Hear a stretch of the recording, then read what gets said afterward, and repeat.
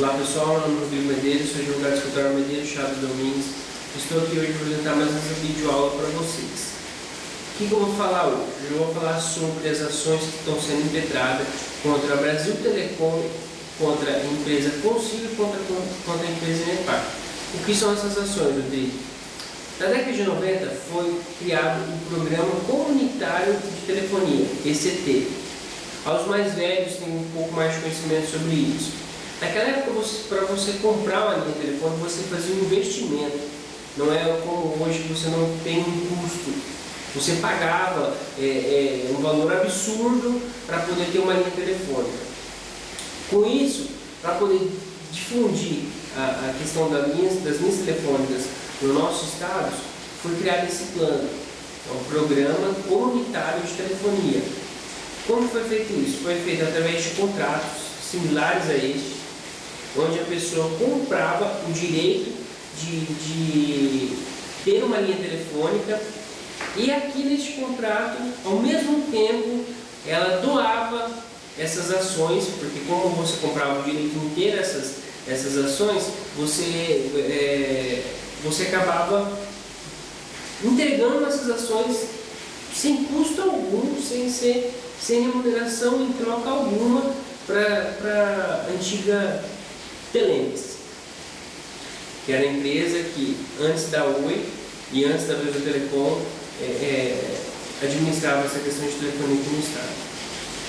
O que está havendo atualmente? Atualmente, as pessoas estão ingressando com ações, até o Ministério Público ingressou com uma ação civil pública para poder garantir o direito dos proprietários dessas ações em receber esses valores, pedindo a nulidade da cláusula 5.2.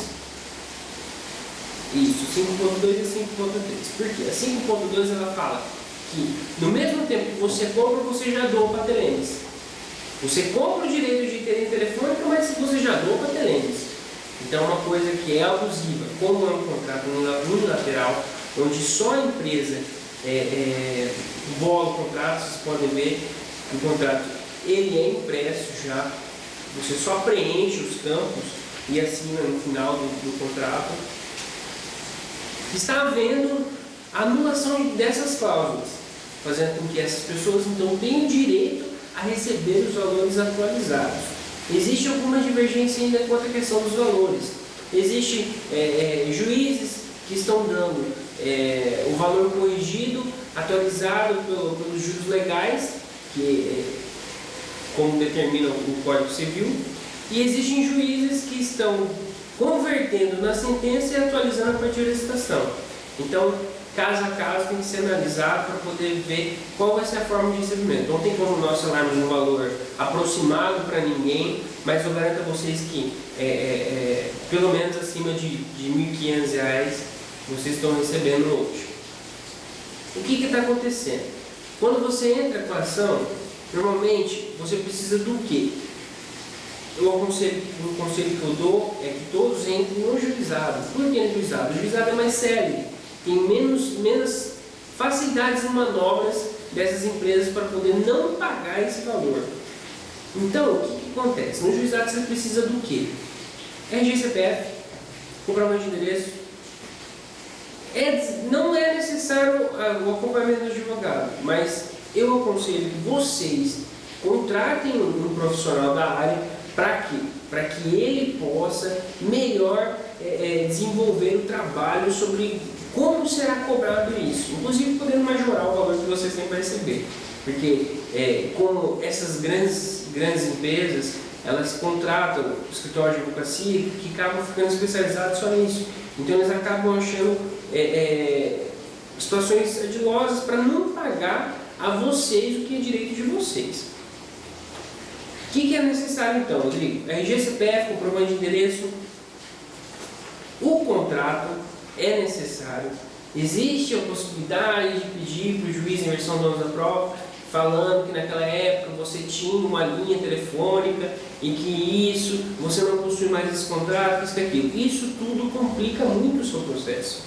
Se você tem um contrato ou as parcelas, nesse caso dessa nossa cliente, eu não tenho as parcelas aqui, mas se você tem um contrato ou as parcelas, ou se você tem o contrato e as parcelas, facilita demais a vida. Porque você vai saber quanto você pagou se você tem as parcelas. Se você tem o contrato, você tem a data e o valor total do contrato. Os juízes estão condenando sobre o valor total do contrato, independentemente das parcelas de como foi pago. Tá. E aí, Rodrigo, é só entrar com a ação que está ganho? Não. Aí eles ainda vão recorrer, vão para a turma recursar embargos e discutem a possibilidade de subir para o STJ ou STF. Eu acho difícil. Uma das alegações deles é porque não tem um contrato ou porque não tem essas parcelas pagas integralmente como comprovado, então não tem direito a receber. Os juízes estão afastando isso, porque como é uma relação de consumo, isso é uma relação de consumo, porque a pessoa compra a linha telefônica para usar o produto para poder se comunicar com outra pessoa, ou seja, é um consumo. Tanto é que é protegido pelo Código de Defesa do Consumidor. Então os juízes eles estão afastando isso. Tá. O que mais, Rodrigo? Eles estão tentando alegar a incompetência do juizado pela complexidade da causa, que a ação demanda de perícia, que isso, que aquilo, blá, blá, blá, blá, blá. Não é preciso, gente. Hoje existem vários programas que fazem conversão, atualização, GPM e tudo tem que ser feito pelo advogado. Então, não tem essa necessidade de perícia.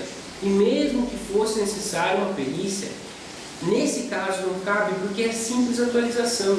Isso a própria contadoria do juizado pode fazer se for solicitado por qualquer uma das partes.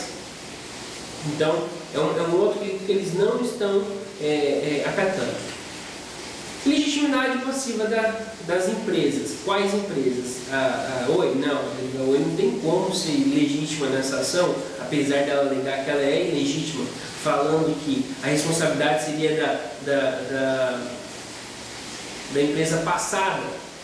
Ela não tem como, porque da mesma forma que ela pega todos os proventos, ela tem que pegar tudo que é negativo também. Então, isso é uma situação que já está consolidada, a Oi não sai do processo.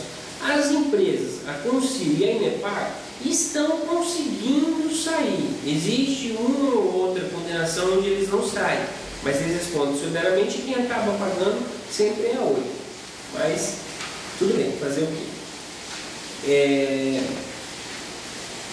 Como eu falei para vocês no começo, existe um processo, uma ação civil pública, impetrado pelo Ministério Público Estadual, no sentido de ver o valor pago para todos, né? Então eles estão tentando alegar nisso a litispendência, mas não tem, os juízes entendem que a partir do momento que a pessoa toma para si o risco de impetrar uma ação e não ganhar ela ou ganhar ela, acabou a litispendência. Ela resolveu por si só entrar com aquela ação. Então, isso é uma coisa que está também já determinada no nosso meio aqui. Prescrição. Eles querem utilizar a prescrição onde determina que todas as ações ou omissões praticadas por um dos agentes dessas empresas de telecomunicações que seja crime penal. Não cabe. O juiz já falaram que não cabe isso. Porque a prescrição tem que ser atestada no Código Civil. E nesse caso, é a prescrição do Código de 1916. Por quê?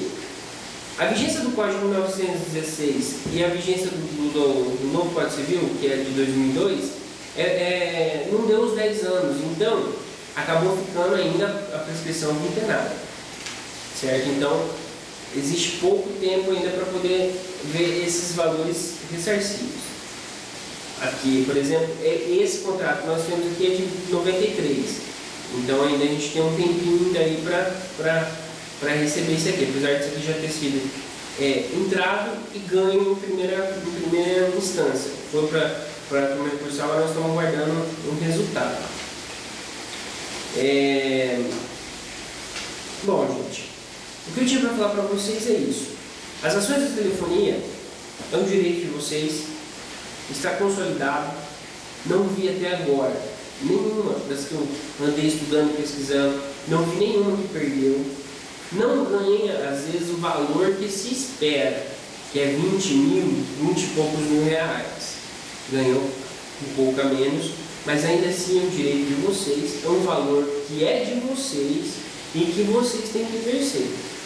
Recapitulando, o que a gente precisa, Rodrigo? Um profissional, contrata-se um profissional de advogado para poder impetrar a ação, para fazer a petição inicial e acompanhar o processo e tudo mais, tá?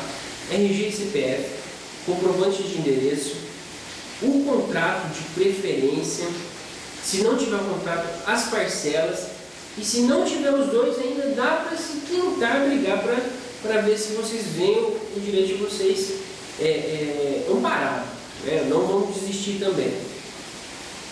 Essas ações são referentes ao PCT, Programa Comunitário de Telefonia, tá? Todo mundo que comprava telefone antigamente tinha direito a essas ações. Pergunta para o seu pai, para o seu avô, para o seu bisavô, para o seu tataravô, quem tinha telefone naquela época, nos anos 90, tem direito a esse ressarcimento. Vamos fazer valer o nosso direito, porque é um dinheiro que é de vocês, e se vocês não forem atrás, quem vai perder isso é só vocês. Então, pessoal, qualquer dúvida, meu nome é Rodrigo Medeiros, estou aqui, é só perguntar para a gente. Muito obrigado.